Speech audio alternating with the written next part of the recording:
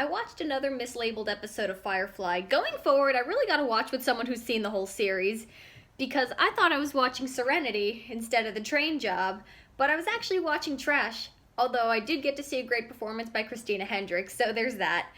Oh, anyways, Christina Hendricks plays Saffron, a character who honestly betrays everyone and is married to how many different guys. Oh, I she just keeps double crossing everybody. So you think the whole episode you think she's won. Spoiler alert, by the way. But again, if you're watching this, you've probably seen it. So, anyways, spoiler alerts are a given. Anyways, but then you see that this elaborate plan has been handled by Mal and the crew, although even if it involves Mal stripping naked and ending up in the desert. So, I wonder if Breaking Bad got something, because the episode starts that way. Anyway, yeah, it's a how we got here. That's a storytelling trope. So, again, it was really cool to see more of this world. I think I do have the story. It seems to be straightforward. Serenity, the ship, and its crew were on the losing side of a war, and now they're trying to survive. They built a family together, so that's pretty cool. No, not pretty cool. That's an understatement. It's survive this. I'm still very impressed by how good this show looks. Even now, I mean, there are so many effects in this, but they're still really convincing, and there's a lot of stuff that's really there, and there are a lot of the effects blend very, very well together. It's a very creative looking world. You do really see space western in equal amounts, which is extremely fun.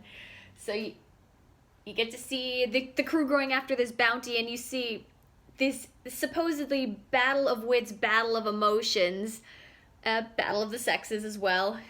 So Christina Hendricks' character is extremely manipulative, causes all these different guys in the galaxy to fall in love with her, and then she disappears on them. She's betrayed the crew how many different times. I was worried the whole time. I thought, how do you trust her? Why do you trust her? Because I don't like plots like that. But but it is nice to see. Yes, Serenity and its crew were one step ahead the whole time, and she gets locked in a trash can. Yes! And great performances all around. I actually had not seen Mad Men, so I know that's the show that really made Christina Hendricks famous, but she does really well here. And it's also up for debate how much of this character is genuine, how much is she trying to survive. As much as you hate the character for backstabbing your favorite characters, I wonder. I mean, it's clear that she is portrayed as this sadist, this cold-hearted, manipulative person who plays on people's emotions. Which again, I met people like that, so projecting a little bit. But I could also see, in a different circumstance, that's how this character's trying to survive. Which could have been interesting if maybe the direction played it up more that way. But no. That's not... From the performances I saw, I wasn't really getting that. But it is always fun to see Mal and the different characters he goes up against would try to one-up each other. And all the different ways that they do that. Either the battle of wits or the emotions, although he does believe to some extent that she's genuinely, that when she breaks down crying, that part of it is genuine. I'm actually not sure myself. I'm on the fence with that. Again, like I said, this is a stream of consciousness.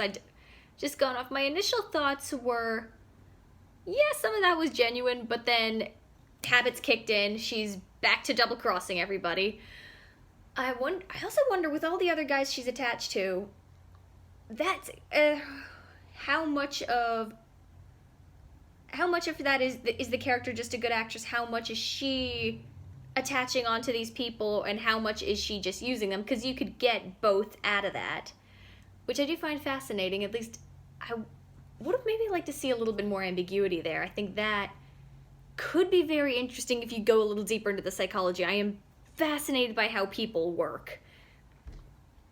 And of course, it's always fun seeing the rest of the crew. I really like the crew. I like Zoe, I like Wash, I like Jane. Interesting name choice. People give him crap for his name. Oh, and you wonder if he's gonna betray people at any point. Again, I have been watching these out of order because it's been mislabeled, so I wonder, I'm sure he's gonna betray the crew at some point. I got a hint that he would, or at least would sell people out if the price was high. I think he was the character who I think he was the character they were saying would do that in the train job. So, yeah, very tough world. It adds to the world. Like, actually, I guess similar. There's a lot of these similarities in stories like The Matrix. I got a bit of The Matrix out of this too. It's like, oh, who's on what side? Who's gonna double cross you? You're always kept on your toes, so keeps you going. Keeps you into the story, into the characters, because you want the characters you like to end up okay. So that's always, I think. Oh, and I think. Oh, actually, something separate. Of course, I think the main characters are gonna end up okay because they're so resourceful, because they have to be. One thing I actually learned. Oh, going back to the thing I learned today. When I was at work, I learned that Joss Whedon, I'm sure I am not part of the Joss Whedon fandom, even though I like and respect his work. I learned he's a third-generation screenwriter, that his grandfather worked on shows like the Donna Reed Show and the Dick Van Dyke Show writing. His father worked on the Golden Girls as a writer, and he himself started off on Roseanne before he became big with his own creations.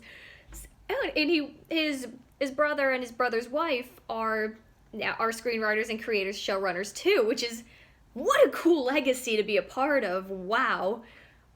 I'm sure fans knew that, but that's new to me. So much respect for that family. What an incredible legacy. I bet they have some stories in that family. That'd be cool to hear. Love to meet them someday.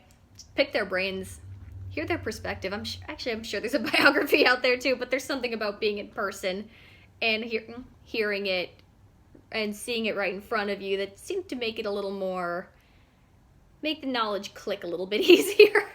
Anyways, I'm probably going to read up on Joss Whedon more. And I do want to continue with Firefly. I do want to watch it in order. Good lord, I can never get a straight answer from the internet. So, when I continue, you will see it here.